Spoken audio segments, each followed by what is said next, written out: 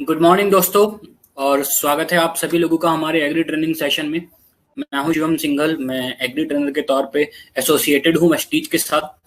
दोस्तों, आज का जो सेशन है वो एग्री प्रोडक्ट्स की जो बेसिक नॉलेज होती है उसके ऊपर है। आज के सेशन में हम लोग समझने की कोशिश करेंगे कि वेस्टीज एग्री प्रोडक्ट्स के ऊपर काम क्यों कर रहा है। नंबर 2, हम समझेंगे कि वेस्टीज के पास एग्रीकल्चर के किस किस प्रकार के प्रोडक्ट्स हैं। सो कैटेगराइजेशन करेंगे हम लोग। देन वन बाय वन हम लोग प्रोडक्ट्स को समझेंगे कि कौन सा प्रोडक्ट है, क्या उसका काम है, कैसे उसको यूज करना है, कितनी मात्रा में यूज करना और क्या उसके फायदे हैं। तो ये सारी चीजें हम लोग वन बाय वन समझने की कोशिश करेंगे। जो भी लोग फर्स्ट टाइम सेशन अटेंड कर रहे हैं वो प्लीज अपना नोट डाउन और पेन लेके बैठें ताकि बहुत सारी चीजें आप नोट डाउन कर सकें। जरूरी नहीं है कि जो कुछ स्लाइड पे लिखा है वो सारी चीजें आप नोट डाउन करो। स्लाइड्स को नोट डाउन करने की जरूरत नहीं है, ये स्लाइड्स आपको मिल जाएंगी। बट बहुत सारी चीजें ऐसी होती हैं जो स्लाइड्स पे नहीं लिखी होती, बट मैं बोलता हूँ आपको एक्स्ट्रा नॉलेज देने के लिए, तो उनको जरूर नोट डाउन करना।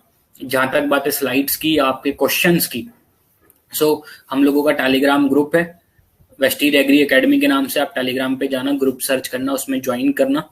उसमें पीपीटी भी पड़ी है, वहां से आप डाउनलोड भी कर पाओगे और कोई भी आपका क्वेश्चन होगा वहां पे आप पोस्ट भी कर पाओगे। मैं भी वहां पे हमेशा अवेलेबल रहता हूँ और इसकी रिकॉर्डिंग भी आपको वहां से मिल जाएगी यूट्यूब के माध्यम से। आज का सेशन स्टार्ट करते हैं। और आज के सेशन में सबसे पहली चीज कि वेस्टीज आखिर एग्रीकल्चर प्रोडक्ट्स के ऊपर काम क्यों कर रहा है।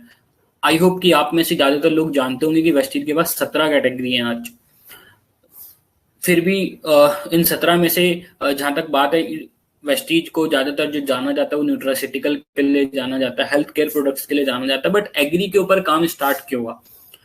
जब वेस्टीज ने हेल्थ केयर के ऊपर काम स्टार्ट किया था तो ये समझ में आया कि एक्चुअली में हेल्थ गड़बड़ क्यों हो रही है, क्योंकि जो खाना हम खा रहे हैं उसके अंदर केमिकल्स हैं। और वो केमिकल्स कहाँ से आ रहे हैं? खेती से, मिट्टी से। तो जो हम अनाज उगा रहे हैं उसी के अंदर केमिकल है, तो इसलिए वो हमारे अंदर आ रहे हैं और हमारी हेल्थ आज के टाइम पे गड़बड़ हो रही है। वेस्टीज ने सोचा क्यों ना खेती बाड़ी के लिए भी काम स्टार्ट करें, जिससे कि जो मेन रूट है हेल्थ केयर का वो ठीक हो सके। तो एग्री के प्रोडक्ट्स ये सोच के लॉन्च किए गए थे कि हम जब एग्री के प्रोडक्ट्स को यूज करेंगे खेतों में तो वहां से केमिकल्स की मात्रा को कम कर पाएंगे। हम सिर्फ और सिर्फ बायो प्रोडक्ट्स के ऊपर काम करेंगे जो इको फ्रेंडली होंगे, कोई साइड इफेक्ट नहीं होगा, कोई केमिकल नहीं होगा उनके अंदर। बायो प्रोडक्ट सब लॉन्च किए गए ये सोच के कि किसान की खेत से केमिकल कम किए जाएं और उसकी पैदावार बढ़ाई जाए। नंबर 2, ये एक लक्ष्य रखा गया था कि आज जो हमारा डिस्ट्रीब्यूटर बेस है, जो हमारे लीडर्स हैं, जब वो एग्री के ऊपर काम करेंगे तो वो देश के कोने कोने तक अपने नेटवर्क को पहुंचा पाएंगे। जब आप किसानों से मिलते हैं, गांव में जाते हैं, तो एग्री प्रोडक्ट्स के माध्यम से उनको अप्रोच कर पाओगे। और जब एग्री प्रोडक्ट्स के माध्यम से उनको अप्रोच करोगे तो नो डाउट वो दूसरे प्रोडक्ट्स भी धीरे धीरे आपसे लेना शुरू करेंगे और आपका नेटवर्क बेस बढ़ेगा। नंबर 3 कि किसानों की इनकम बढ़ सके। आज के समय में जो सबसे बड़ा हॉट टॉपिक है एग्रीकल्चर में वो यही है कि एग्रीकल्चर के जो किसान हैं उन किसानों की इनकम बढ़ाई जा सके। इनकम बढ़ाने का तरीका क्या है? इनकम बढ़ाने का तरीका या तो उनका खर्चा कम किया जा सके, या उनकी पैदावार बढ़ाई जा सके, या फिर कुछ ऐसा करें जिससे उनको एक एक्स्ट्रा इनकम आनी शुरू हो जाए। खेती से तो इनकम आ रही थी, कुछ एक्स्ट्रा इनकम। तो क्या वेस्टीज के प्रोडक्ट वो तीनों चीजें कर सकते हैं? यस, डेफिनेटली कर सकते हैं। क्योंकि जब इन प्रोडक्ट्स को आप यूज करेंगे तो किसान के खेत से यूरिया, डीएपी, केमिकल्स इनकी मात्रा भी कम होती है, उसकी पैदावार भी बढ़ती है एंड उसके खाते में एक इनकम भी आती है, एक चेक भी उसको मिलता है जिससे वो अपनी इनकम बढ़ा सकता है। और बहुत सारे लोग आज वेस्टीज में ऐसे हैं जो कभी सिर्फ किसान थे बट आज लाखों रुपए की इनकम कमा रहे हैं, डीयूसीडी के लेवल तक पहुंच चुके हैं। जो पिछला जो हमारा सेशन था एग्री का उसमें हमने तेजिंदर जी को सुना था होस्ट के तौर पे, तो तेजिंदर जी भी एक उसी का एग्जाम्पल है। और ऐसे बहुत सारे एग्जाम्पल हैं। और ऐसे और भी अगर आपको एग्जाम्पल सुनने हैं तो हमारा एक प्रोग्राम होता है वेस्टीज एग्री स्टार, उसको आप देखिए यूट्यूब के माध्यम से, तो आपको पता चलेगा लोग एग्री में कितना अच्छा कर चुके हैं। आज हम प्रोडक्ट्स की बात कर रहे हैं क्योंकि, तो सबसे पहले शुरुआत करते हैं कैटेगराइजेशन की। और 3 कैटेगरी हैं, टोटल मिला के 8 प्रोडक्ट्स हैं। फर्स्ट जो कैटेगरी है उसको बोलते हैं एक्टिवेटर। एक्टिवेटर का मतलब है वो प्रोडक्ट्स जो दूसरों की एक्टिविटी बढ़ाते हैं, वो एक्टिवेटर हैं। ये कोई न्यूट्रिशन नहीं दे रहे बट ये एक्टिविटी बढ़ा रहे हैं। तो एक्टिवेटर की कैटेगरी में सबसे पुराना प्रोडक्ट एग्री 82 और सबसे नया लेटेस्ट एग्री एक्वाजेल, ये दोनों एक्टिवेटर की कैटेगरी में आते हैं। जहां तक बात है न्यूट्रिशनल की, न्यूट्रिशनल का मतलब होता है ऐसे प्रोडक्ट्स जो न्यूट्रिशन देते हैं, न्यूट्रिएंट्स प्रोवाइड करते हैं या फिर ग्रोथ प्रोवाइड करते हैं फसलों को। तो इस कैटेगरी में 5 प्रोडक्ट हैं। एग्री ह्यूमिक वहां पे है, एग्री ह्यूमिक ग्रैनुअल है, एग्री मॉस है, एग्री नैनोटेक है एंड एग्री गोल्ड है। देन आता है प्लांट प्रोटेक्शन। सो प्लांट प्रोटेक्शन मीन्स ऐसे प्रोडक्ट्स जो फसलों की सुरक्षा करेंगे, उनको बचाएंगे बीमारियों से या किसी अन्य चीज से। तो इस कैटेगरी में एग्री प्रोटेक आता है, जो कि पहले बायोफंजीसाइड के नाम से आता है।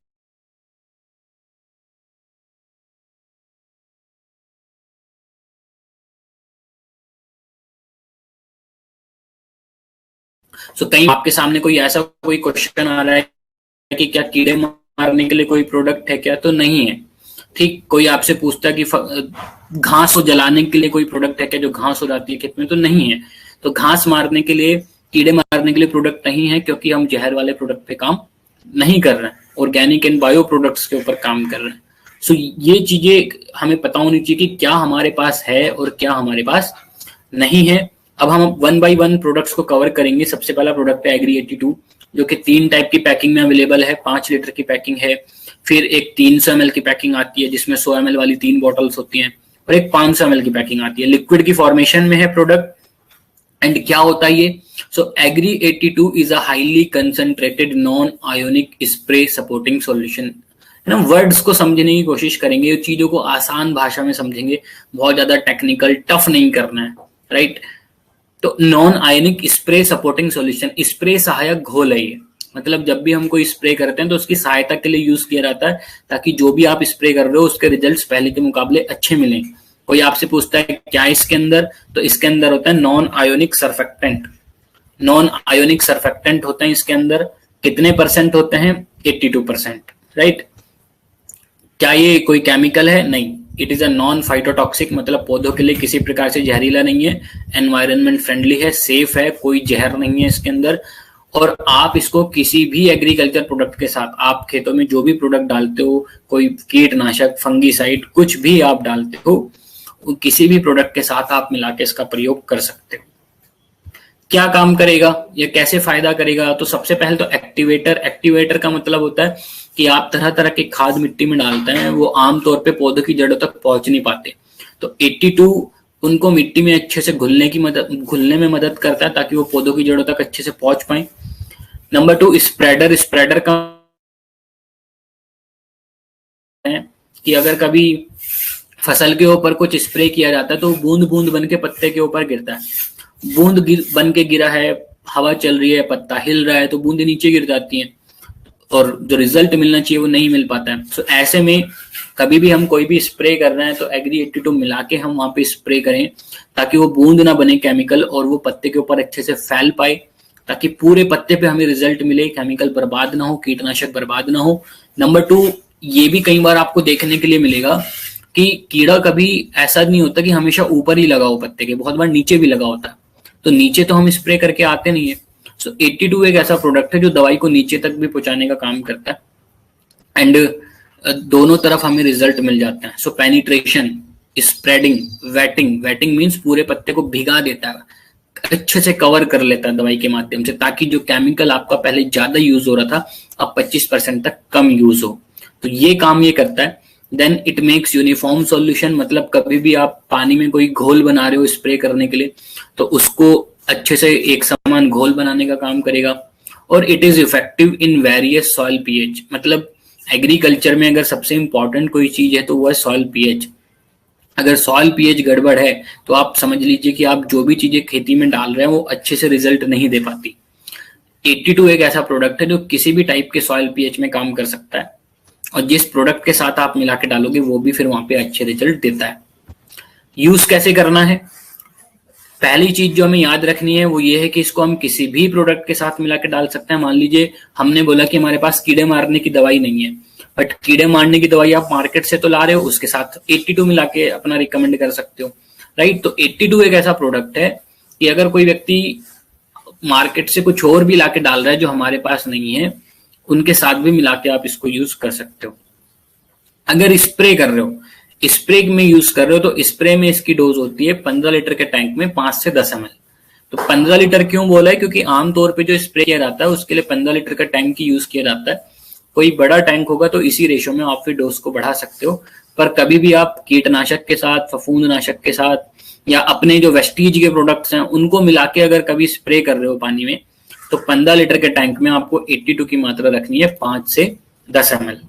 कभी आप घास मारने की दवाई स्प्रे कर रहे हो, हर्बिसाइड्स जिसको लिखा है यहाँ पे, हिंदी में खरपतवार नाशक बोलते हैं, तो उसके लिए आप 15 लीटर के टैंक में 82 की मात्रा 15 से 20 ml रख सकते हो। कभी मिट्टी में यूज करना है, आप खेत में फर्टिलाइजर डाल रहे हो या पानी लगा रहे हो, पानी के साथ देना चाहते हो, तो मात्रा रखनी है 160 से 200 ml प्रति एकड़। तो 1 एकड़ का जो खेत है उसमें अगर पानी के साथ डालना है या खाद के साथ मिला के डालना है, यूरिया डीएपी के साथ, तो 150 से 200 ml या 160 से 200 ml प्रति एकड़ के हिसाब से आप डाल सकते हैं। सो ये हमने 82 के डोज समझ ली, उसके फायदे समझ लिए, राइट, कि किसी भी प्रोडक्ट के साथ मिला के डाल सकते हैं ताकि उनकी एक्टिविटी बढ़े और रिजल्ट पहले के मुकाबले अच्छे मिले। अगला जो प्रोडक्ट है इसी कैटेगरी का वो है एक्वाजेल। 1 किलो की पैकिंग में आता है और लेटेस्ट प्रोडक्ट है, अभी अप्रैल में ही लॉन्च किया गया है। छोटे छोटे दाने होते हैं इसके अंदर, सूजी जैसे, जो घर में सूजी यूज होती है वैसे छोटे छोटे दाने होते हैं। और aquagel is an organic super absorbent polymer.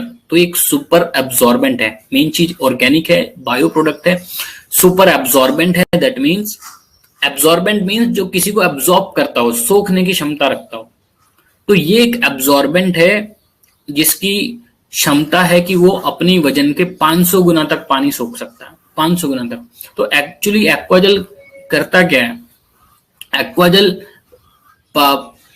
पानी को सोख के जेल बनाने का काम करता है। क्या क्या फायदे हैं वो अभी हम आगे समझेंगे, लेकिन ये एक ऐसा प्रोडक्ट है जो फसल में किसान के खर्चे को कम कर सकता है, पैदावार को बढ़ा सकता है। इसके जो मेन फीचर्स हैं कि ये पानी जो यूज होता था उसको 50% तक सेव कर सकता है, फर्टिलाइजर को 40% तक सेव कर सकता है, और 500 गुना तक पानी होल्ड कर सकता है। ये इसके मेन फीचर है। देन इसको कुछ समस्याओं को ध्यान में रखते हुए लॉन्च किया गया था। वो समस्याएं क्या हैं? वाटर क्राइसिस मतलब पानी की समस्या, लीचिंग ऑफ न्यूट्रिएंट्स मतलब पोषक तत्वों का जो रिसाव हो जाता है मिट्टी में, सॉइल इरोजन मतलब मिट्टी का कटाव। ये सब कुछ समस्याएं हैं जिसको ध्यान में रखते हुए इसे लॉन्च किया था। इन प्रॉब्लम्स को समझते हैं कैसे एक्वाजेल इनमें काम करता है। सबसे पहली है वाटर क्राइसिस। अब देखो, वाटर क्राइसिस का मीनिंग सिर्फ ये नहीं होता कि पानी की कमी हो रही है।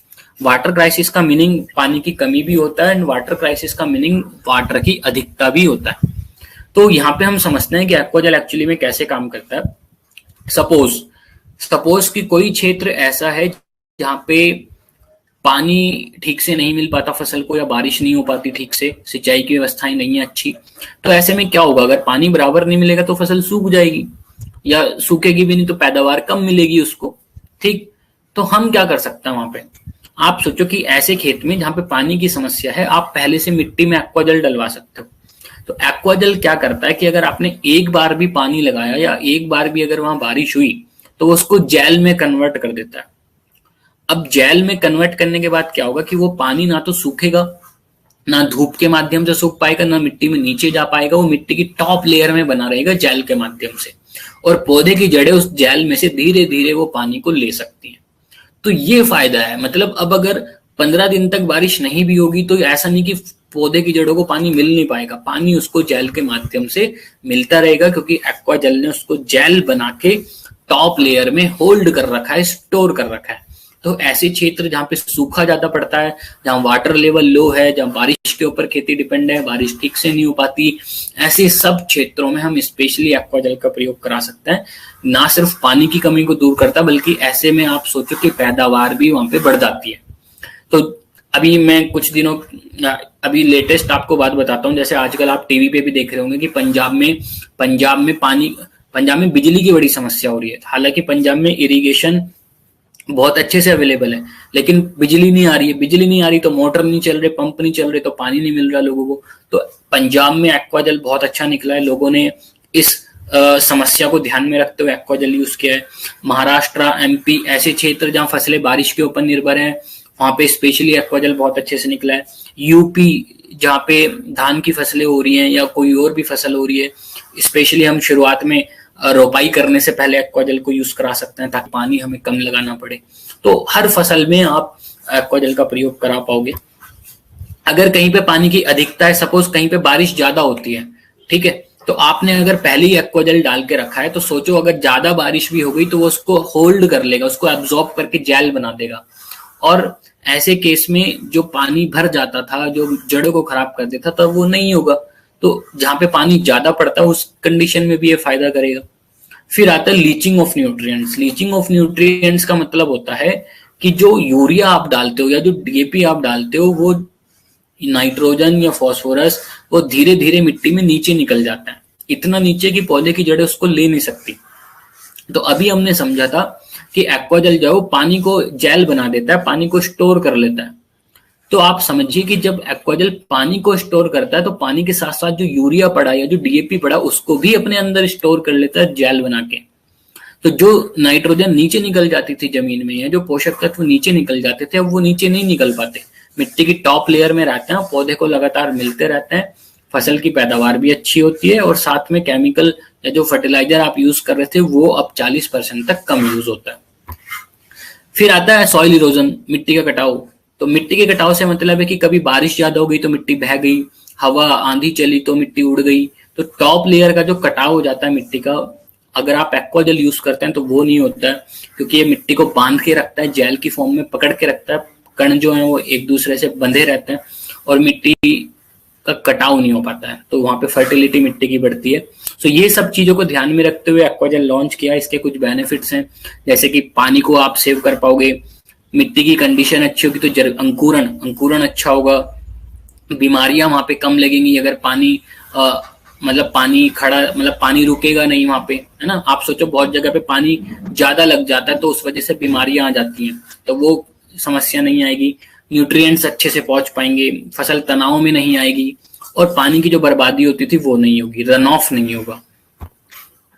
यूज कैसे करना है? यूज करने के लिए इन डायग्राम्स को आप अच्छे से समझना। देखो 1 2 3 4 नंबर यहाँ पे लिखे हुए हैं।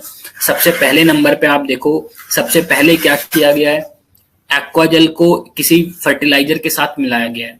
एक्वाजेल प्लस बेसल डोज फर्टिलाइजर, दोनों को मिक्स किया गया। तो मतलब हम पहले इसका एक मिश्रण बना लेंगे किसी फर्टिलाइजर के साथ मिक्स करके। फिर नंबर 2 में क्या दिखाया कि उस मिक्सचर को जमीन में डाला है और जमीन में डालने के बाद वहां पे पौधा लगाया है। मतलब हमें यहाँ से आप पिक्चर के माध्यम से समझो कि एक्वाजेल का प्रयोग किसी खाद में मिला के करना है, मिट्टी में करना है और पौधा लगाने के पहले करना है, ठीक। फिर पिक्चर नंबर 3 में देखो, पौधा मिक्सचर डाल दिया था, पौधा लगा दिया, अब उसके ऊपर फिर पानी डाल दिया। तो एक बार पानी डाल दिया या एक बार बारिश हो गई। और फिर पिक्चर नंबर 4 में देखो कि वो जेल बन गया। तो कभी भी हमें एक्वाजेल का यूज करना हो तो वो हमेशा फसल लगाने से पहले किया जाता है मिट्टी में। मान लो धान में करना है तो खेत में जब घोल बनाते हैं, पानी भरते हैं, उससे पहले करना चाहिए। 1 से 2 किलोग्राम प्रति एकड़ के हिसाब से आप प्रयोग करा सकते हो। और किसी के यहाँ पे पेड़ हैं बड़े बड़े तो 40 से 80 ग्राम प्रति पेड़ के हिसाब से करा सकते हो। इसके बाद आता है ह्यूमिक। ह्यूमिक 2 प्रकार का अवेलेबल है यहाँ पे, और एक लिक्विड की कंपोजिशन में है, एक ग्रैनुअल की कंपोजिशन में है। लिक्विड वाले में 500 ml की पैकिंग आती है, ग्रैनुअल में 5 किलो की पैकिंग आती है। लिक्विड में 6% ह्यूमिक सब्सटेंस है, ग्रैनुअल में 1.5% है। और ये होता क्या है, एग्री ह्यूमिक जो है वो बेसिकली उसके अंदर होता है ह्यूमिक सब्सटेंस। ह्यूमिक सब्सटेंस का मतलब होता है ह्यूमिक एसिड, फल्विक एसिड और ह्यूमिन। और ये तीनों चीजें मिलती हैं हमें ह्यूमस से। ह्यूमस क्या है, कभी आप जंगल में जाओगे आप देखोगे कि वहां पे पौधों से पत्तियां झड़ झड़ के गिरती रहती हैं, तो उनके सड़ने गलने के बाद, उनके डिकम्पोजिशन होने के बाद जो प्राकृतिक खाद बनती है वही ह्यूमस है। और वही प्राकृतिक खाद आपको ह्यूमिक प्रोडक्ट में अवेलेबल होती है। इसको आप एक प्रकार की प्राकृतिक खाद बोल सकते हो, जो स्पेशली मिट्टी में यूज की जाती है उसकी उर्वरक क्षमता को बढ़ाने के लिए। तो ये देखो फायदा कैसे करेगा, इसको समझते हैं। नीचे से शुरू करते हैं स्लाइड को, लॉजिकली समझेंगे कि आप इसको सपोज मिट्टी में अगर डालते हो तो ये मिट्टी की उर्वरक क्षमता को बढ़ाने का काम करेगा, उसको भुरभुरा बनाने का काम करेगा, सॉफ्ट बनाने का काम करेगा। अब आप समझिए अगर मिट्टी की उर्वरक क्षमता बढ़ती है और वो भुरभुरी होती है तो ऑटोमेटिकली बीजों का अंकुरण अच्छा होगा, जड़ों का विकास अच्छा होगा। अंकुरण अच्छा है, जड़ों का विकास अच्छा है तो वो पोषक तत्वों को अच्छे से ग्रहण कर पाएंगे वहां से, और पौधे की ग्रोथ अच्छी होगी। ग्रोथ अच्छी होगी, पत्ते चमकदार दिखाई देंगे, शाखाएं अच्छे से बनेंगी और आपकी पैदावार जो है वो 20% तक ज्यादा आएगी। तो ये चीजें हैं ह्यूमिक जो है वो मिट्टी के लिए यूज कर सकते हो आप, मिट्टी की उर्वरक क्षमता बढ़ाने के लिए, बीज उपचार कर सकते हो जर्मिनेशन अच्छा करने के लिए, एंड फसलों में स्प्रे भी कर सकते हो आप उसकी ग्रोथ को इम्प्रूव करने के लिए। तो तीनों तरीके हैं, तीनों तरीके से यूज कर सकते हो। मान लो आप मिट्टी में यूज करना चाहते हो, सॉइल एप्लीकेशन करना चाहते हो, तो ग्रैनुअल कर सकते हो। ग्रैनुअल बहुत इजी है मिट्टी में यूज करने के लिए। मिट्टी में अगर ग्रैनुअल यूज करना है तो आप 5 किलो प्रति एकड़ के हिसाब से डलवा सकते हैं जब खेत तैयार कर रहा हूं उस समय पे। सो 5 किलो प्रति एकड़ के हिसाब से डलाया, और किसी भी खाद के साथ मिला के डलवा सकते हो, अकेले डलवा सकते हो, गोबर की खाद के साथ मिला सकते हो, किसी भी चीज के साथ मिला के डाल सकते हो। ठीक। और अगर किसी के यहाँ पे कोई पेड़ है, पौधा है, तो फिर वहां पे 100 से 150 ग्राम प्रति पौधे के हिसाब से पेड़ के चारों तरफ डाल सकते हो। अगर लिक्विड वाले को यूज करना है, बहुत बार होता है ना कि पानी के साथ यूज करना चाहते हैं, तो पानी के साथ यूज करना है तो फिर ग्रैनुअल नहीं करेंगे, लिक्विड वाला करेंगे, और उसकी मात्रा हो जाएगी 250 से 500 ml प्रति एकड़। अगर कोई बीज उपचार कराना चाहता है, सीड ट्रीटमेंट, तो सीड ट्रीटमेंट के लिए एक ऑप्शन है कि हम जो हमारे बीज है उनके साथ डायरेक्टली कोटिंग कर लें 5 ml प्रति किलो के हिसाब से, या जैसे जो धान का बीज होता है उसको पानी में भिगोया जाता है पहले लगाने से पहले, तो उस पानी में ह्यूमिक को मिला लें 5 ml प्रति किलो बीज के हिसाब से, तो वो बीज उपचार हो जाता है ताकि अंकुरण अच्छा हो, ग्रोथ अच्छी आए। जैसे धान की फसल है उसमें नर्सरी से उखाड़ के पौध लगाई जाती है, तो पौध की जो जड़ है उसको भी उपचारित कर सकते हो, रूट डिपिंग बोलते हैं उसको। उसके लिए आपको घोल बनाना पड़ेगा, 5 ml प्रति लीटर के हिसाब से आप घोल बना लो और उसमें जड़ को डुबा के फिर आप लगा सकते हो, तो ये भी एक तरीका है। और अगर किसी की फसल ऑलरेडी 30 दिन 40 दिन की हो चुकी है तो फिर आप उस पर करा सकते हैं स्प्रे, वहां पे आप स्प्रे भी करा सकते हो 2 to 3 ml प्रति लीटर के हिसाब से। तो ये ह्यूमिक को यूज करने के तरीके हो गए, चाहे लिक्विड वाला हो चाहे ग्रैनुअल वाला हो। ये चीज ध्यान रखें कि लिक्विड और ग्रैनुअल दोनों सेम प्रोडक्ट हैं, बस अंतर क्या है कि एक लिक्विड में है और एक ग्रैनुअल में, बाकी उनके रिजल्ट सेम है, उनका काम करने का तरीका सेम है। बस ये आपको देखना है कि मिट्टी में डाल रहे हो तो ग्रैनुअल आपको डालना आसान पड़ेगा, बीज उपचार कर रहे हो या स्प्रे कर रहे हो तो लिक्विड वाला आसान पड़ेगा। दोनों में से कोई भी आप चूज कर सकते हो अपनी सुविधा के हिसाब से। फिर आता है एग्रीमॉस। एग्रीमॉस 2 प्रकार की पैकिंग में अवेलेबल है, एक 500 ml की पैकिंग है और एक 100 ml की पैकिंग है, लिक्विड की फॉर्म में आता है। एंड एग्रीमॉस एक ऐसा प्रोडक्ट है जिसको आप फल फूल के नाम से याद रख सकते हो, फल फूल। ठीक है। हालांकि मैं जिन लोगों ने पहले मेरे सेशन अटेंड किए हुए होंगे उन्होंने सुना होगा कि मैं कीवर्ड्स बताता हूँ, शॉर्टकट्स, राइट, क्योंकि एक ही सेशन में सारी चीजें समझ पाना, याद रख पाना उतना पॉसिबल नहीं हो पाता।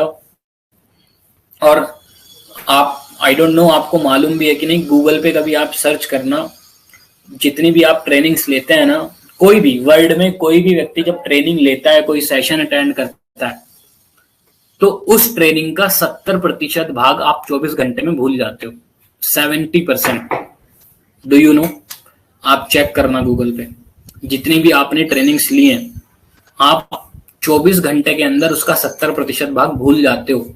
तो इसलिए अगर हमें ट्रेनिंग्स को अच्छे से समझना है तो ये जरूरी हो जाता है कि हम अगले दिन, मतलब 24 या 48 घंटे के अंदर अंदर उसको रिपीट कर लें। नहीं करोगे तो 24 घंटे के अंदर आदमी 70% चीजें भूल जाता है। तो थोड़ी चीजें शॉर्टकट्स में याद रखो ताकि उसको हम बिल्कुल ना भूल पाए, राइट। एंड चीजों को रिवाइज करो। तो आज का ये सेशन हो जाएगा तो यही सेम रिकॉर्डिंग आपको यूट्यूब पे भी मिल जाएगी, मेरा नाम सर्च करोगे तो आप शिवम सिंघल एग्री ट्रेनर, उसको रिवाइज करना ताकि चीजें भूले नहीं। अब अगर हम कीवर्ड्स की बात करें तो देखो, हर प्रोडक्ट को कम से कम एक शब्द में याद रखना है, ठीक है। जैसे 82 है तो 82 को एक्टिवेटर के नाम से याद रखो। एक्टिवेटर मीन्स कि हम खेत में कुछ भी डाल रहे हैं उनकी पावर बढ़ाने के लिए, उनको एक्टिवेट करने के लिए हम 82 हमेशा मिलाएंगे। एक्वाजल है, उसको पानी के नाम से याद रखो कि कहीं भी अगर कोई कहता है कि पानी कम है, पानी ज्यादा है, पानी के लेके कोई भी व्यक्ति बात करता है तो एक्वाजल को याद रखो। ह्यूमिक को ग्रोथ के नाम से याद रखो। कोई भी कहता है फसल की बढ़वार नहीं हो रही, ग्रोथ नहीं हो रही, तो ह्यूमिक सबसे पहले याद आना चाहिए आपको। तो चीजों को शॉर्ट में याद रखो।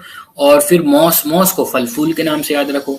तो कभी भी कोई व्यक्ति कहता है हमारी फसल में फूल आने वाले हैं, तो हमारे यहाँ फूल कम आ रहे हैं या फिर फूल ठीक से नहीं आ पाते, फूलों से फल नहीं बन पाते, फूल झड़ जाते हैं, इन सब समस्याओं से बचने के लिए आप मॉस का यूज कराओगे। ये पौधे की प्रजनन क्षमता को बढ़ाने का काम करता है, हार्मोन्स को इम्प्रूव करने का काम करता है, ताकि वहां पे कलियां अच्छे से बने, फिर बालियां अच्छे से बने, फूल अच्छे से बने, फूलों से फल अच्छे से बने, वो झड़े नहीं। इन चीजों पे मॉस काम करता है। तो कोई भी फसल है ना, अब ऐसा नहीं कि धान की फसल में नहीं कर सकते कि उसमें तो फूल नहीं आते, धान की फसल में भी जो बालियां आती हैं वो फूल ही है एक प्रकार का, जो दाना बनता है वो एक प्रकार का फल ही है, राइट। तो किसी भी फसल में जब पैदा करने वाली अवस्था आती है, रिप्रोडक्शन की स्टेज आती है, फूल फल वाली स्टेज आती है, तब आप मॉस का यूज करोगे ताकि वहां पे फूल और फल की क्वालिटी अच्छी आए, ज्यादा आए और आपकी पैदावार बढ़े। तो ये जो प्रोडक्ट है ये सिर्फ और में 20 ml इसको डालो, फूल आने के पहले एक बार स्प्रे कर लो 20 डेज बिफोर फ्लावरिंग, और फूल आने के बाद 20 दिन बाद, है ना, फूल आने के पहले एक बार स्प्रे कर लो एडवांस में, ताकि फूल बढ़िया आए, कलियां बढ़िया आए, और फिर जब फूल पूरी तरीके से आ चुके हैं तब एक बार स्प्रे कर लो। जो अनाज वगैरह की फसल है उसमें एक स्प्रे भी काफी है। जो सब्जियों की, फूलों की खेती कर रहा है वहां पे आप 2 या 3 स्प्रे भी फिर कर सकते हो 20-20 दिन के अंतराल पे। अगला जो प्रोडक्ट है नैनोटेक। अब जैसे हमने बाकी प्रोडक्ट्स के कीवर्ड याद रखे, 82 को एक्टिवेटर बोल दिया, एक्वाजेल को वाटर के नाम से याद कर लिया, ह्यूमिक को ग्रोथ के नाम से याद कर लिया, मॉस को फूल फल के नाम से याद कर लिया, राइट। तो ऐसे में नैनोटेक को हम याद रख सकते हैं माइक्रो न्यूट्रिएंट्स के नाम से, सूक्ष्म पोषक तत्व। 500 ग्राम की पैकिंग में आता है ये पाउडर की फॉर्म में, और इसके अंदर होता है most of the secondary and micro nutrients. ज्यादातर सेकेंडरी एंड माइक्रो न्यूट्रिएंट्स इसके अंदर होते हैं। फसल को टोटल मिला के 17 पोषक तत्वों की जरूरत पड़ती है, और 17 में से फसल को लगभग, मतलब किसान का जो फोकस रहता है उन 17 में से 3 होते हैं बेसिक, 3 होते हैं प्राइमरी, 3 होते हैं सेकेंडरी, और बाकी के 8 होते हैं माइक्रो। तो किसान का जो फोकस है वो ज्यादातर रहता है बेसिक और प्राइमरी के ऊपर, सेकेंडरी एंड माइक्रो के ऊपर उतना फोकस नहीं जा पाता है। तो नैनोटेक एक ऐसा प्रोडक्ट है जो specially secondary and micro nutrients provide करने का काम करता है फसल को और मिट्टी को। नैनो चिलेटिंग टेक्नोलॉजी से बनाया गया है। तो इसकी खास चीज ये कि जब आप इसको मिट्टी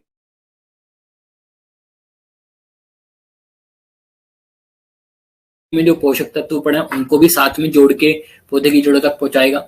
चिलेटेड है न्यूट्रिएंट्स, तो भले ही मात्रा कम हो लेकिन इफेक्टिव बहुत ज्यादा है, चिलेटेड न्यूट्रिएंट्स हैं इसके अंदर में, राइट। अब इसके हमें रिजल्ट्स याद रखना है कि ये क्या काम करता है। तो देखो, याद करने का तरीका बहुत सिंपल है। 3 शब्द याद रखना है नैनोटेक के लिए। 3 शब्दों को याद रखो आप, सॉइल, लीव्स और फ्रूट्स, मिट्टी, पत्तियां और फल। ये 3 शब्द याद कर लोगे ना तो चीजें बहुत ईजी हो जाएंगी आपके लिए। मिट्टी क्यों बोला? क्योंकि न्यूट्रिएंट्स इसके अंदर हैं, और जब आप इसको मिट्टी में प्रयोग कराओगे तो ये मिट्टी की उर्वरक क्षमता को बढ़ाने का काम करता है, पैदावार बढ़ाने का काम करता है। तो कोई भी व्यक्ति कहता है जी हमारी उर्वरक क्षमता कम है, मिट्टी की बंजर मिट्टी है, हम उर्वरक क्षमता बढ़ाना चाहते हैं, तो आप नैनोटेक को शुरुआत में यूज करा सकते हो। ग्रैनुअल के साथ मिला के भी आप इसको प्रयोग कर सकते हो। और मिट्टी का पीएच लेवल कुछ भी हो, ये हर प्रकार की मिट्टी में काम कर लेता है, स्टेबल स्ट्रक्चर्स इसकी रहती है। नंबर 2, पत्तियां।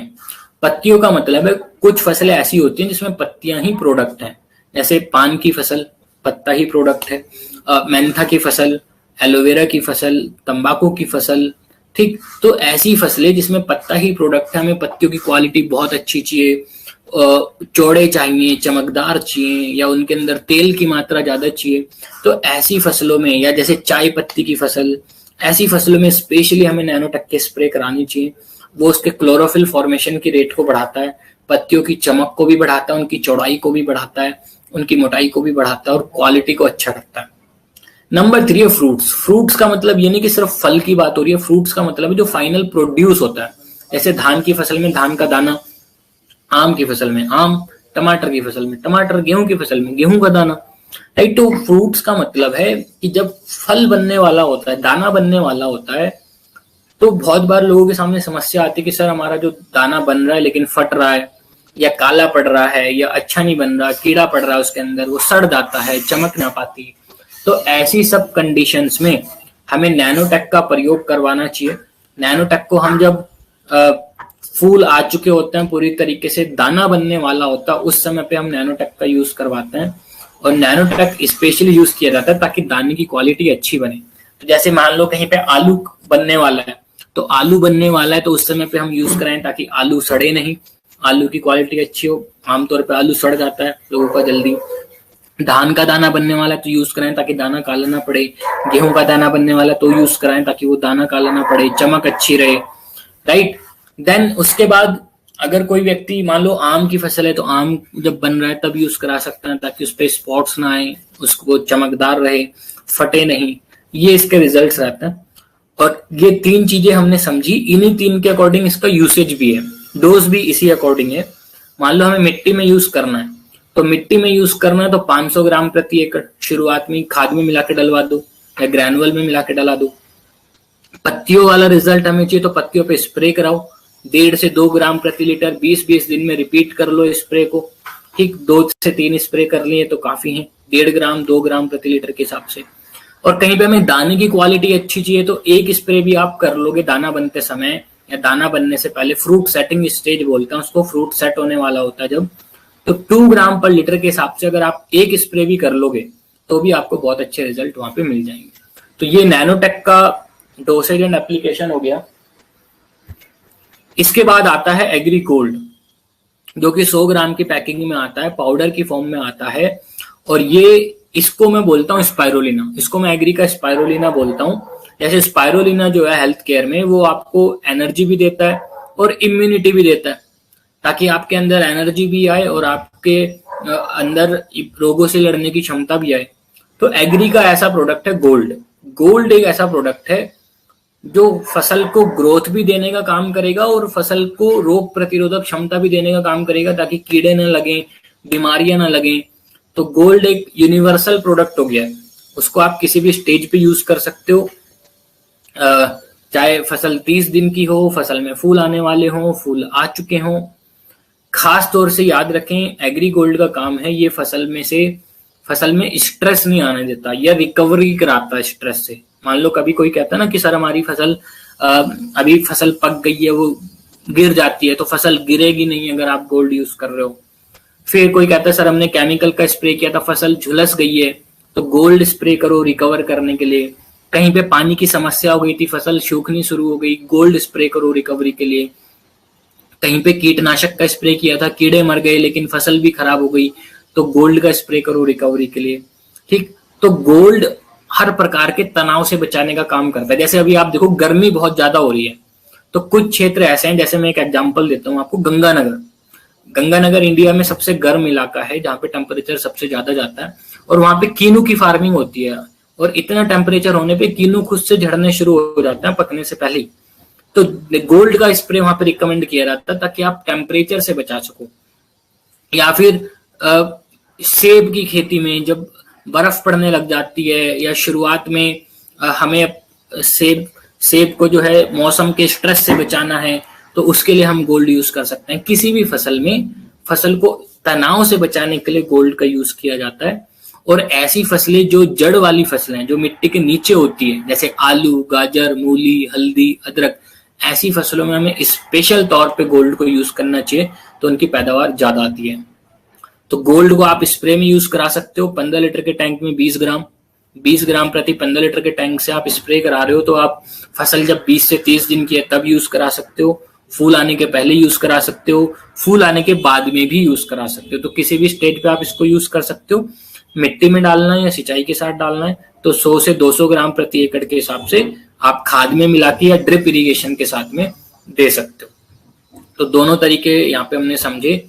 इसके बाद लास्ट प्रोडक्ट की तरफ चल रहे हैं जो कि है एग्री प्रोटेक्ट जो कि लास्ट प्रोडक्ट है। पहले बायो फंगीसाइड के नाम से आता था, फंगस की प्रॉब्लम्स को दूर करने का काम करता है। 500 ग्राम की पैकिंग में आता है, पाउडर की फॉर्म में आता है और फंगस की बीमारियों से बचाता है।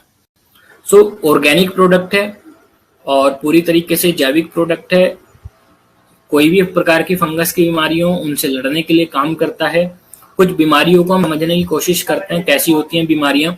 यहाँ पे कुछ फोटोज शेयर किए हैं, इन फोटोज से आप आइडिया लगा सकते हो कि फंगस की प्रॉब्लम्स दिखाई कैसे देती हैं।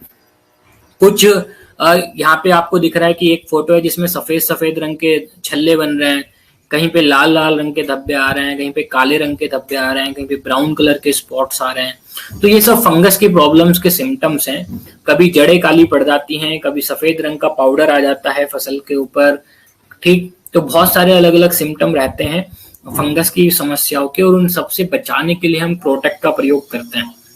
तो प्रोटेक्ट क्योंकि ऑर्गेनिक प्रोडक्ट है तो ज्यादा अच्छा रहता है कि हम इसको बीमारी आने से पहले ही यूज कर लें। बीमारी आने से पहले यूज कर लेंगे तो वहां पे बीमारी आने के चांस खत्म हो जाएंगे, और प्रिवेंशन में हम इसको ज्यादा यूज करना चाहिए। प्रिवेंशन में करना है तो सबसे अच्छा तरीका है मिट्टी उपचार जरूर करें। शुरुआत में जब खेत तैयार कर रहे हैं तो मिट्टी में इसको मिलवा लें 500 ग्राम से लेके 1 किलो प्रति एकड़ के हिसाब से, या तो 100 किलोग्राम गोबर की खाद में मिला के डलवा लो या फिर ह्यूमिक ग्रैनुअल में मिला के डला लो। दूसरा ऑप्शन होता है बीज उपचार का, तो बीज लगाने से पहले उसका उपचार कर सकते हो। 5 से 10 ग्राम प्रति किलो के हिसाब से आप उसको मिक्स कर लें, कोटिंग कर लें, फिर उसको बीज को लगाएं। जड़ उपचार कर सकते हो, मान लो धान की नर्सरी से रोपाई कर रहे हो तो जड़ों को इसके घोल में डुबा के तब लगा सकते हो, 10 से 15 ग्राम प्रति लीटर के हिसाब से घोल बना के। और अगर फसल बड़ी हो गई है तो फिर आप स्प्रे करो 2 ग्राम पर लीटर के हिसाब से। जब फसल 30 दिन की एक स्प्रे तब कर लो, जब फसल में फूल आने वाले हैं एक स्प्रे तब कर सकते हो। तो इस तरीके से हम इसका प्रिवेंशन वाला तरीका समझते हैं। लेकिन अगर किसी की फसल में प्रॉब्लम आनी स्टार्ट हो गई है, कोई कहता है सर हमारे यहाँ फंगस की प्रॉब्लम दिखनी स्टार्ट हो गई, तो भी आप इसका स्प्रे करा सकते हो, लेकिन तुरंत स्प्रे करा लेना। प्रॉब्लम बहुत ज्यादा फैल जाए फिर स्प्रे कराने का फायदा नहीं होता। तो शुरुआत में ही हम स्प्रे कर लें, जैसे ही आपको प्रॉब्लम दिखनी स्टार्ट हो 2 से 3 ग्राम प्रति लीटर के हिसाब से स्प्रे करें, और उस स्प्रे को 7 दिन के अंदर रिपीट कर लें। 2 स्प्रे कर लें 7 दिन के अंदर, तो आपकी वो जो प्रॉब्लम है वो कंट्रोल हो जाएगी। 40 ग्राम मात्रा रखें 15 लीटर के टैंक में कम से कम, और 10 ml 82 दोनों को मिला के स्प्रे करें और 7वें दिन पे रिपीट। तो ये सारे प्रोडक्ट्स को हमने समझा। आई होप सबके कीवर्ड्स आप याद रखोगे। जैसे मैंने 82 का बताया एक्टिवेटर, एक्वाजेल का बताया आपको वाटर, फिर ह्यूमिक का बताया ग्रोथ, मॉस का बताया फल फूल, नैनोटेक का बताया माइक्रोन्यूट्रिएंट्स, गोल्ड का बताया स्पाइरोलिना, स्ट्रेस बस्टर, प्रोटेक्ट का है फंगस, फंगस से बचाने का काम करता है। तो चीजों को आसान भाषा में याद रखो, कोशिश करो 24 घंटे के अंदर उनको रिपीट करो, दोबारा सुनो रिकॉर्डिंग को, यूट्यूब पे जाओ सुनो उसको, ताकि चीजों को भूलो नहीं, और उनको अप्लाई करो। अब इसके बाद जो सबसे मेन चीज है, ये सबसे मेन चीज है। सबसे मेन चीज क्या है कि अब अगर हमें किसी फसल में सारे प्रोडक्ट यूज कराने हैं, राइट, सारे प्रोडक्ट्स अगर किसी फसल में यूज कराने हैं तो कैसे कराएंगे, किस कॉम्बिनेशन में कराएंगे। तो ये टेबल अगर आपने समझ ली तो आप यकीन मानो आप किसी भी फसल में प्रोडक्ट्स यूज करा सकते हो। ये पूरी ट्रेनिंग का समरी है, सार है ये, ठीक। इसको समझने की कोशिश करते हैं। कोई भी जो फसल होती है उसकी ग्रोथ की जो स्टेजेस रहती हैं वो सेम रहती हैं, स्टेजेस सेम होती हैं। पहले आप खेत तैयार करोगे, फिर वहां पे बीज लगाओगे, बीज से धीरे धीरे पौधा निकलेगा।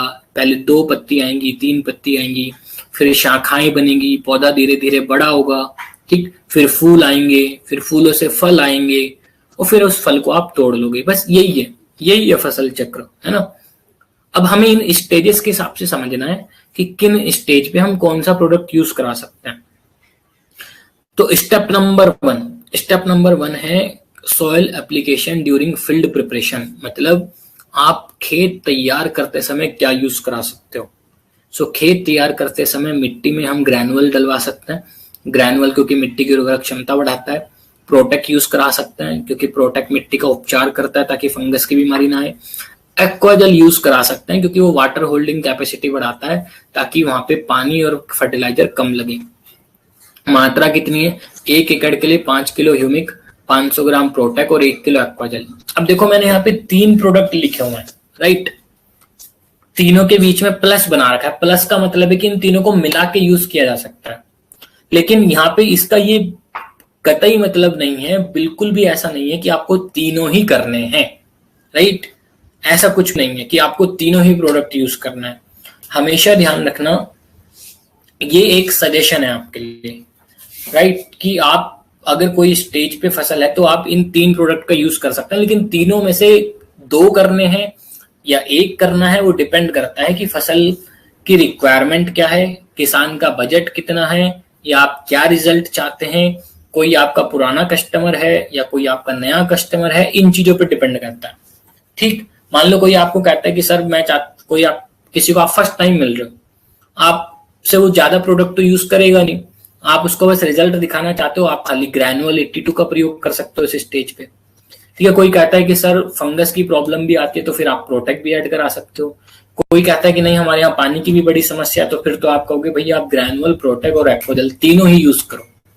सो इट डिपेंड्स कि उसकी प्रॉब्लम्स कितनी है, उसकी बजट कितना है, इन चीजों को ध्यान में रखते हुए।